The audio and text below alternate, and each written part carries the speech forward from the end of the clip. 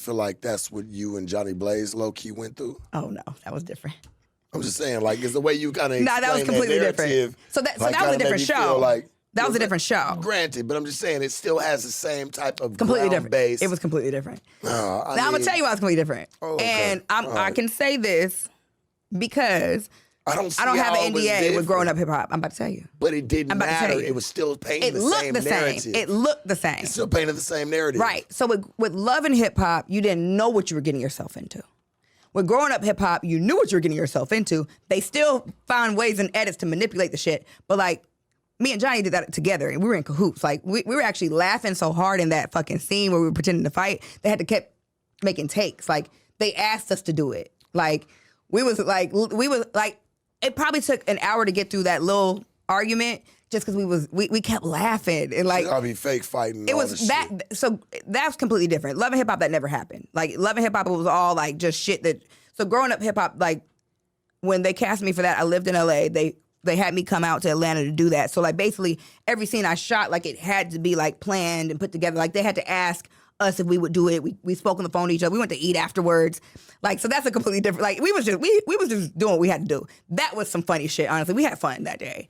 And Johnny's my girl. I fuck with Johnny. Like you and Johnny seem me and Johnny never had any beef. Y'all like really had a. That's because we're good actors. Right, I mean, but doesn't that take away from, like, I mean, because everybody knows like reality TV has some type of false narrative somewhere throughout the mixture because it's still gonna make this a sweet mix, you know? But to find out like that it's just all bullshit and just all drag, like, I mean, we're all actors. I would say who would want to watch that, but everybody's gonna want to watch. We're all that, actors. The beauty of it is that they don't think it's acting. But I love to hear I love to bring somebody here that can like pour that out on the table. Shout out to fucking Johnny Blaze. Yo, we had fun that day. We really did. She's a talented, dope ass singer, dope ass artist. She's a dope ass person. I mean, you were telling her like you gonna buy her. She had a fake bag. He was really on her. Y'all was really talking. We did it.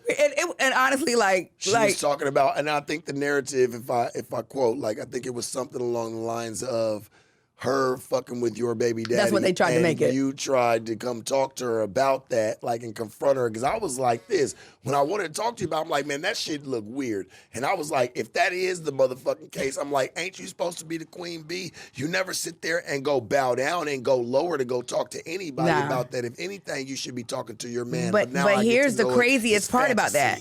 Here's the craziest part about that. I wouldn't agree to that narrative, right? I'm mad at you. Here's the crazy part. This shit blew my fucking mind. This shit blew my fucking mind. Okay. Now, you know, because you're in production. So you know what room tone is, right? Mm-hmm. So for those of you that don't know, whenever you're filming any TV show, reality show, whatever the case may be, there's something called room tone. At the end of whatever the film day is, they call room tone. Everybody has to shut the fuck up and they just record the background sound from the room. Okay. They record the background sound with everything that's in the room. Now, I didn't know this until when I was growing up hip hop. These motherfuckers will put a sentence in your mouth that you never said by using fucking room tone.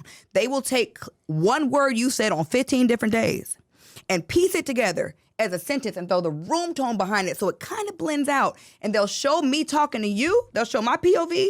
Then they'll turn it to your POV and they'll put a sentence out of my mouth that I never said on your POV. Now, it might be, like I said, 10 different days where it'd be like, I went to this, blah, blah, blah, because it's not the same voice. But that room tone makes it all sound cohesive. Right. So they had me saying shit out my mouth that I never said. Like, they kept, I've never called my child's father by his rap name.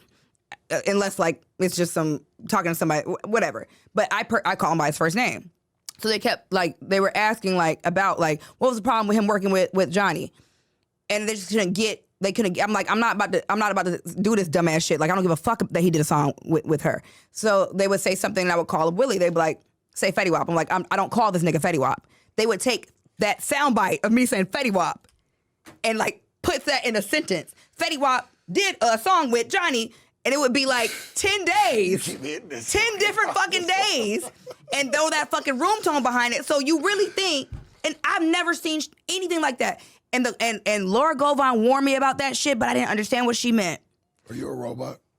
Apparently I was. Are you wearing a mask here today? Like, are you like? I was on that show apparently. Are you really the real Masika? Like, do we? Yeah, I'm the only one, baby. Laura Govan warned me about that one day. She was like, Masika, don't ever take a breath when you speak a sentence. And I was like, huh?